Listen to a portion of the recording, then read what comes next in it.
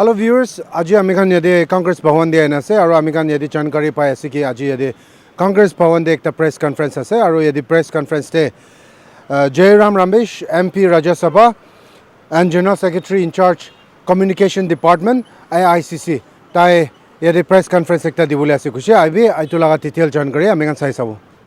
Campaign theme of these 7 guarantees. Congress ase, Upay ase. I will let him speak on the 7 guarantees in some detail. But before that, I want to make a couple of observations on this election campaign. Yesterday, after my press conference in Kohima, the BJP challenged the Congress party to a debate on the manifesto. We accept this challenge. But before we enter into this debate, I would like the BJP to clarify 3 issues. Without clarification of these 3 issues, any debate on a manifesto is pointless, meaningless, and a waste of time. Number 1, in 2018, the BJP went to the people of Nagaland with a slogan, election for solution. 5 years later, I want to ask the BJP, where is solution? It is only confusion. It is election for confusion, not election for solution. On 3rd of August 2015, a philosophical statement was signed, which is called Framework Agreement. 8 years later, the people of Nagaland are still awaiting this so-called solution that Mr. Modi promised. So, before we enter into a debate, let the BJP clarify, 8 years after the Framework Agreement, where is the solution? What solution? Solution for whom? Is it solution for a headline? Is it solution for a photo opportunity? Or is it a solution for peace, harmony and development in Nagaland? Second, I would like the BJP to categorically state clearly in simple English that they will not disturb Article 371A of the Indian Constitution. This is the party that in 8 hours, in a dictatorial manner, abolished Article 370. Article 371A was introduced into the Indian Constitution 61 years ago by the Congress party to preserve, protect and promote. All 3 P's are important. Preserve, protect and promote the interests of Nagaland and its society. A party that has abolished Article 370, will it give a categorical assurance to the people of Nagaland that they will not disturb Article 371A in letter and spirit? This is the second condition that I would like to put forward before we enter into a debate. And thirdly, will the BJP categorically, clearly condemn the statement made by one of the front organizations of the RSS, the JDSSM, that calls into question the issue of reservations for tribal Christians?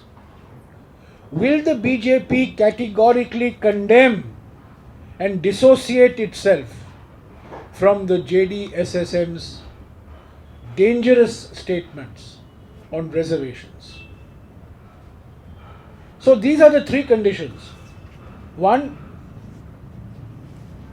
where is election for solution gone? What is solution? Where is the solution? Number 2, will you preserve, protect, promote Article 371A?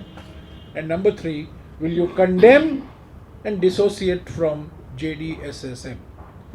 If you do these three things, President of the PCC will enter into a debate on the manifesto. Otherwise, this debate which the BJP wants is a complete waste of time. Now, I want to raise one more issue, which is very important. The BJP, in all its state level manifestos, whether it is Gujarat, whether it is Himachal Pradesh, whether it is Uttar Pradesh, now I am sure in Karnataka, promises uniform civil code. What is its approach to uniform civil code in Nagaland? I have here, and this is a public document which I will give you the link to. This is a August 2018 report of the Law Commission of India. 2018. This Law Commission was chaired by Justice B.S. Chauhan, who is a retired judge of the Supreme Court. This Law Commission was appointed by Mr. Modi, the BJP government. It's a 200-page report. It is called Consultation Paper on Reform of Family Law. And I will just read out 2 lines from paragraph 1.15. And this is a public document available on the net, which I will share with you immediately after the press conference is over. Paragraph 1.15 reads as follows. This commission, that means the Law Commission, has therefore dealt with laws that are discriminatory in nature, rather than providing a uniform civil code which is neither necessary nor desirable at this stage. This is not the Congress party saying. This is the Law Commission appointed by the BJP government, writing in August 2018, a uniform civil code is neither necessary nor desirable at this stage. So this is the hypocrisy of the BJP. I believe that a party that created Nagaland state, a full-fledged state, way back in 1963, a party that introduced Article 371A in the Indian Constitution a year earlier, that is in 1962. This is the only party that can protect the diversity of Nagaland. Religious diversity, cultural diversity, linguistic diversity, ethnic diversity. Only the Congress party, which created Nagaland, which created Article 371A, only the Congress party is in a position to protect and promote the interests of this society. It's only the Congress party that can bring Nagaland back on the road of peace, harmony and development.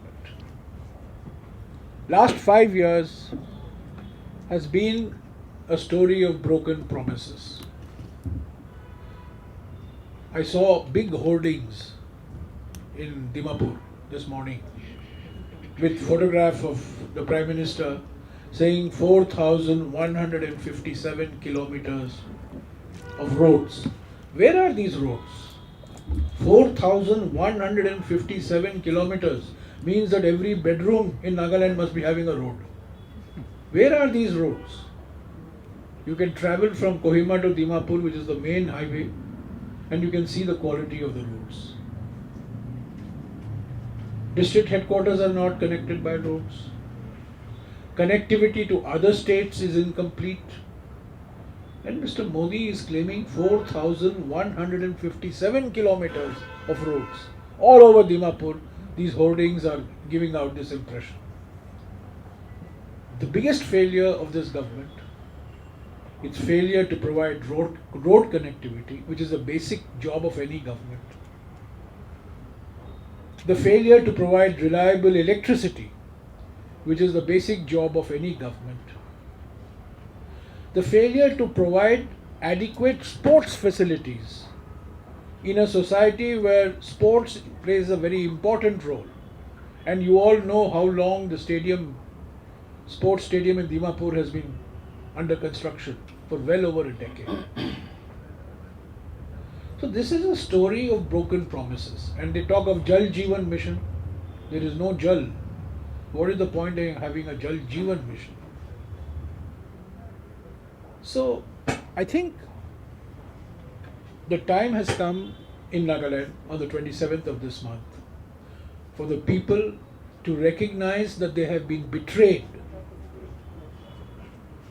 They have been betrayed by the BJP and its B team allies. All other parties, the NDPP, other parties, these are all fronts of the BJP. So this is a time it's a turning point, it's a crucial moment in the history of Nagaland.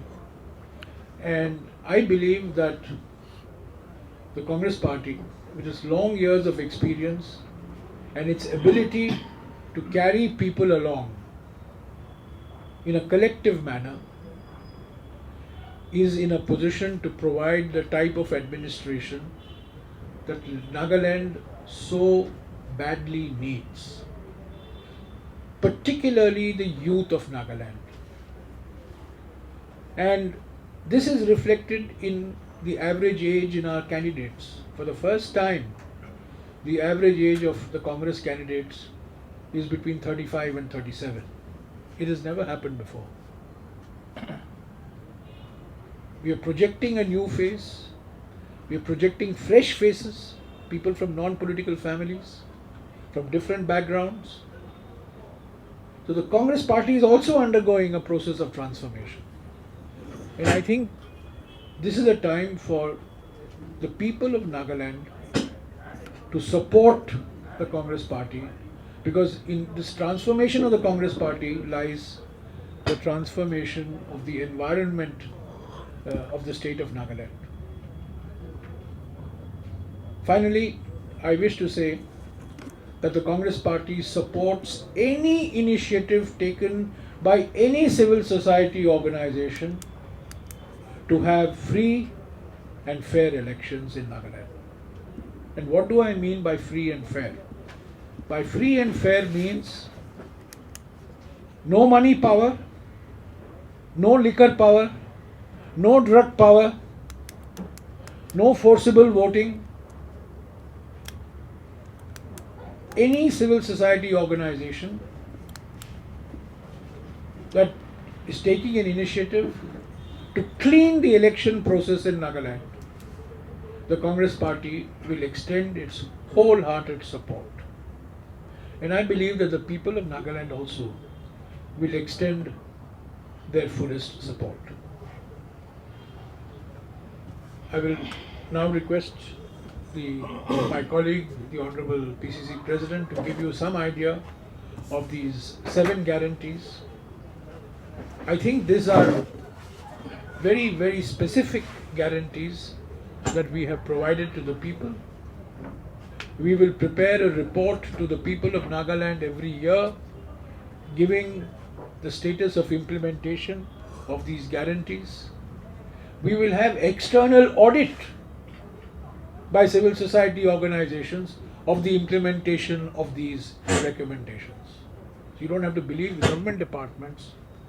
We will have external audit of the state of implementation so that the credibility of these guarantees is enhanced. So I request my colleague to give you more information on these guarantees, and then whatever questions that you have, I'll be glad to answer. Thank you for the opportunity. Guarantees of Congress, Nagaland Pradesh Congress Committee and All India Congress Committee have applied our mind for the welfare of our society, our people, and our children. We felt that the senior citizens were left out without attention. Therefore, we have planned and assured that senior citizens from all age, we call all age, 60 years and above, and widows of 40 years and above, would be paid a pension of rupees 3,000 monthly. We hope this will take care our parents. We also have agreed and we commit ourselves to implement 33% of reservation for women in the urban local bodies. We are seriously concerned about eastern regions who have been parading their demand because of the grievances and also the difficulties they are facing for last few months. We therefore have decided to create mini secretariat in eastern regions, which will cover about 6-7 districts. Mini secretariat with a director of school education, which will take care their own area so that they don't have the trouble to come to Kohima for teachers and education purpose. We also have decided to relocate DUDA, Department of Development for Underdevelopment Areas, at Johnson, so that they can plan, supervise, and develop themselves. We also have offered them, assured, committed that 33% reservation of backward be awarded on the basis of annual vacancies.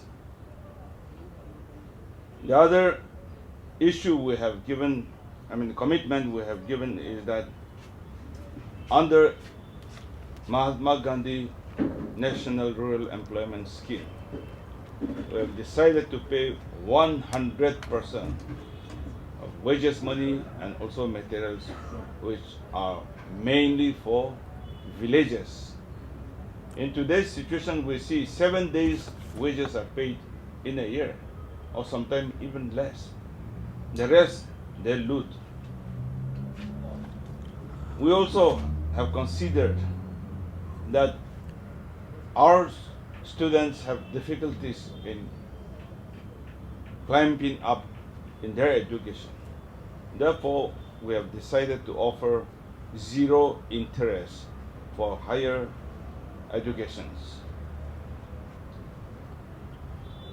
We also have assured that clean drinking water will be supplied to all residences, all persons at a rate of 200 liters per day, especially in the urban area, and in the rural area, maybe around 100 to 150 at an average.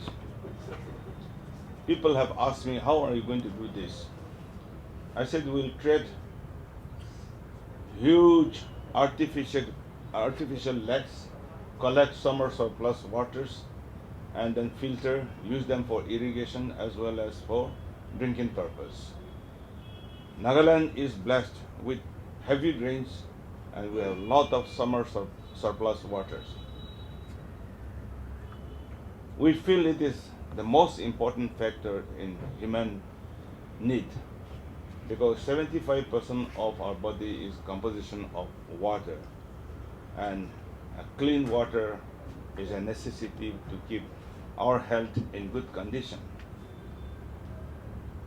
We also have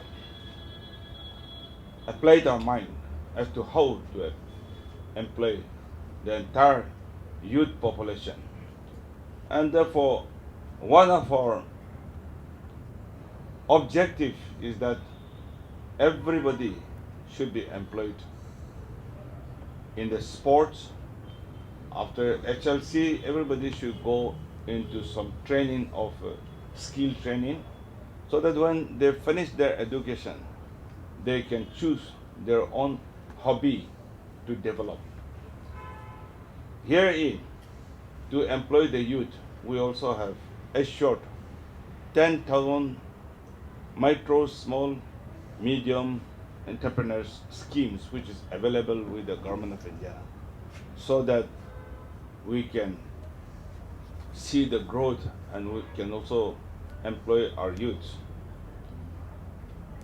So these are few things, and to activate this, we will be requiring uninterrupted power supply. Therefore, we have also planned that uninterrupted power supply will be one of the priority we give to the people. Beside that, 2-lane road connecting all the districts, so that in order to facilitate the growth of economy and also employment. These are few commitments which I can now present you. We have released our election manifesto. The remaining are there.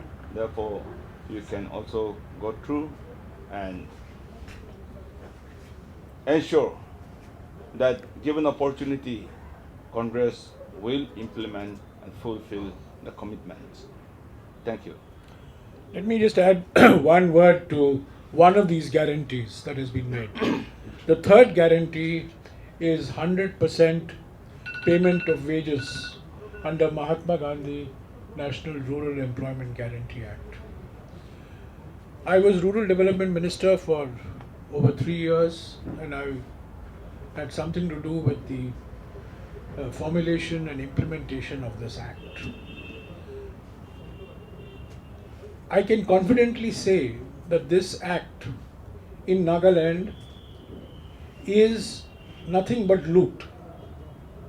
It is loot by the BDOs, some of whom have got elected in 2018, some of whom became ministers.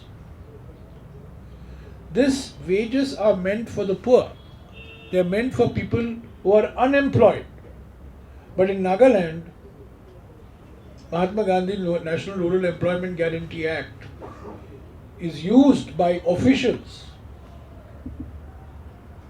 with the patronage of those who have been elected for private benefit. This is the biggest problem facing Nagaland. Whether it is roads, where today most roads in Nagaland are potholes connected between potholes by tar.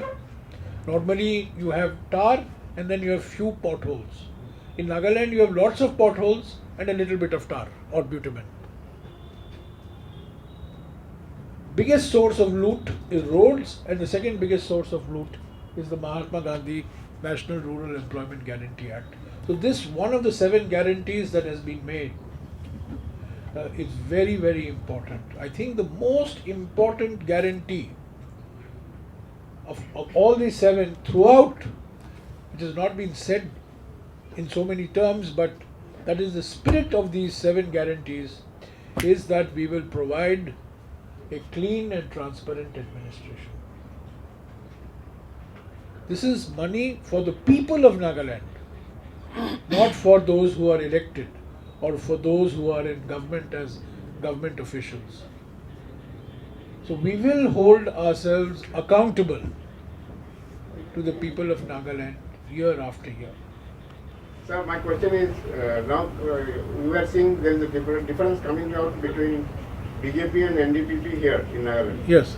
So are you willing to do business with Rio minus BJP or with BJP minus Rio? We will never do business with BJP. Let it be very clear. So you can We do will business never do business with BJP. So you can do with That Rio. question does not arise. Secondly, you know, BJP is a past master at having marriage alliances and then creating circumstances for a temporary divorce and then getting remarried again. This has happened in state after state. So I am under no illusion. NDPP is the B team of the BJP. They may have their differences. These are all for public consumption. But they're all part of the same political alliance. Whether it is in Meghalaya, with the NPP, or whether it is in whether it is in Tripura with the TMC, which is also B team of the BJP, or whether it is in Nagaland with the NDPP.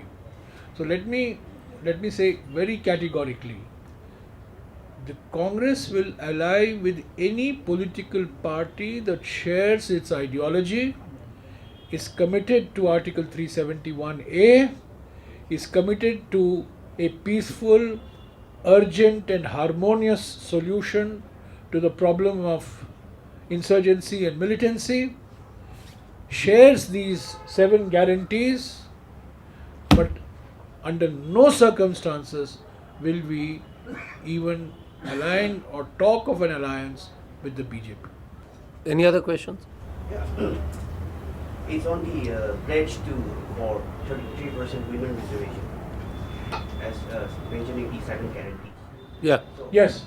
I mean, is the Congress so sure that you can guarantee it, that you won't back down if there is protest from the people like it happened in 2017? Because all political parties backed down eventually. I'll ask the PCC president to answer, then I'll say something on it. Urban local bodies are not custom, culture, or anything as such related, but it is related to urban development.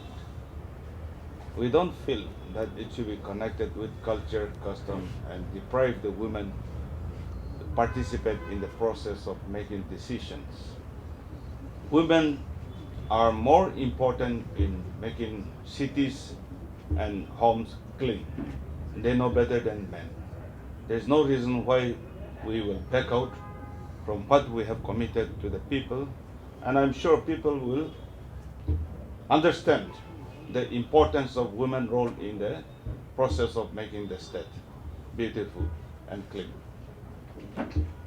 33% reservation. 33% reservation to urban local bodies for women in no way undercuts Article 371A. Let's be very clear. It no way weakens, it no way compromises, it no way subverts Article 371A, which is supreme.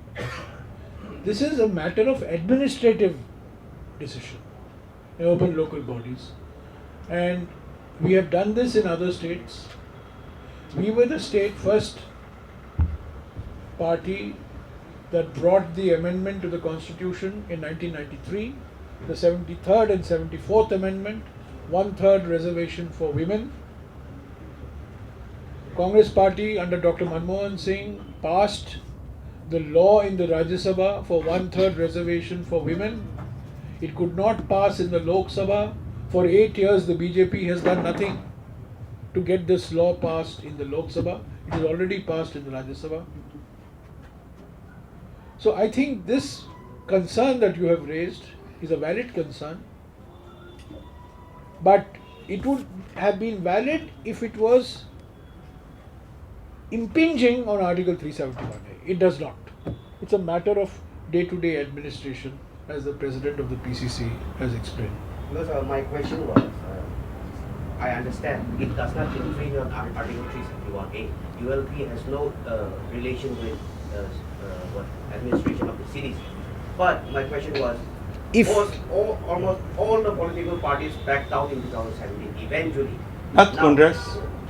Now, would the Congress assure that you will stand your ground if at all there is protest from the people? We have never backed out. Congress has never backed out. And we have committed something which we feel it is genuine and good for the people. We will win the heart of our people to consider. See, the difference between the BJP's guarantee and the Congress's guarantee.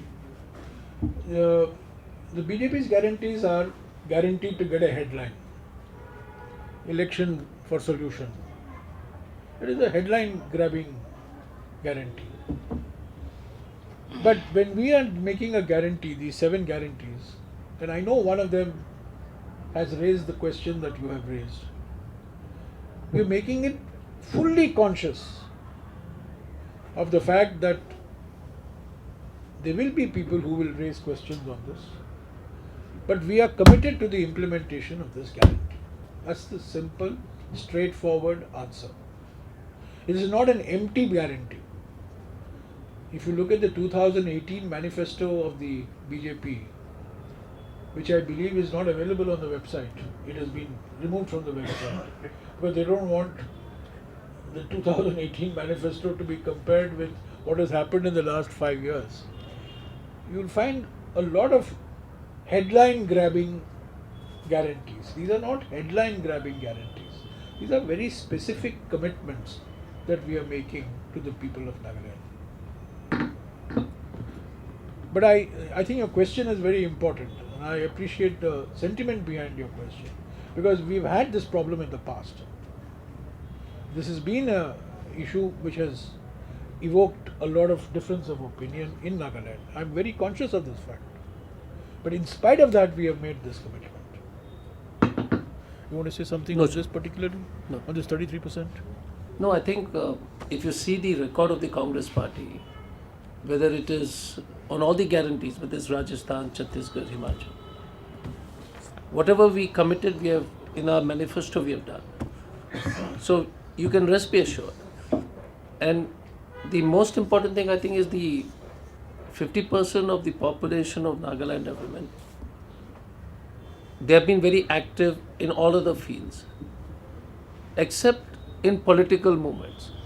They may be in civil societies and they may be there. In fact, Nagaland got the first legislature only recently in the Rajya Sabha. We have given a women candidate, but it's important for more women to come forward. And we also appeal to the 50% of Nagaland population to vote for the Congress party, because we are the only party which wants to guarantee your legal representation in the urban local bodies. One question. The BJP manifesto seems to be very attractive, and they have assured that if they come in power with NTPP, they will sanction and invest 1,000 crore to promote research, protection and conservation of languages and cultural of all communities in Nagaland. So what is your opinion on that? You want to say? Yeah, please. Let me say that the BJP's track record of protecting diversity in any state is very, very poor. The fundamental difference between the BJP and the Congress, and this goes to the heart of your question, the BJP believes in uniformity. One nation, one tax. One nation, one food. One nation, one leader. One nation, one party. One nation, one ration card. They want uniformity. But remember, the founding principle of the Indian Republic is not uniformity. It is unity in diversity. And there is one step more than unity in diversity. It is unity through diversity. It's only the Congress party that will accept, respect and celebrate diversity. So you can make all these commitments. You can make all these commitments. I have myself spoken in Parliament. If you are interested, I will send you the link to my speech in the next couple of minutes, where I showed that the BJP is spending money only for the promotion of Sanskrit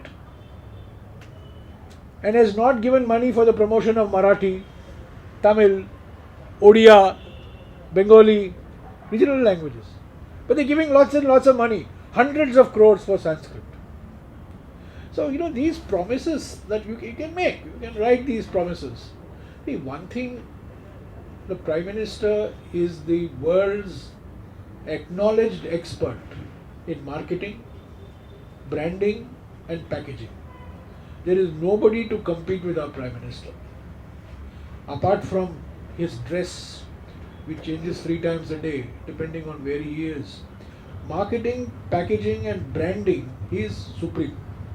So you can, in a manifesto, you can write all these wonderful, we will give 1,000 crores for this, and they will give some name for that, they will provide some nice little title, call that scheme some nice little scheme. But it doesn't mean, look at the track record of what has happened from 2008 to 2013. Performance speaks louder than promise. Most important. And You want to say something? only one thing. how can a manifesto be attractive? Because the previous manifesto was also attractive. And they didn't do a single promise.